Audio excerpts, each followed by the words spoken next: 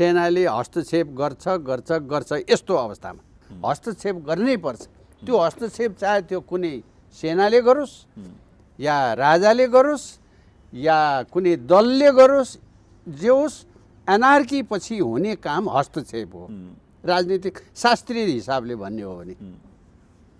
त्यस नाताले नेपाली सेनाले हस्तक्षेप गरेन। नेपाली सेनाको तर्फबाट यो ठुलो मेरो लागि भन्नुहुन्छ भने यो कमजोरी हो। अब हस्तक्षेप गरेर के गर्ने? जस्तो अहिले नौटङ्की भयो नि, जुन सेनाले हस्तक्षेप गरेर प्रधानमन्त्रीदेखि राष्ट्रपति समेत जोगायो, राष्ट्रपति भवन चाहिँ जोगाएन, त्यो जलेको चाहिँ हेरेर बस्यो।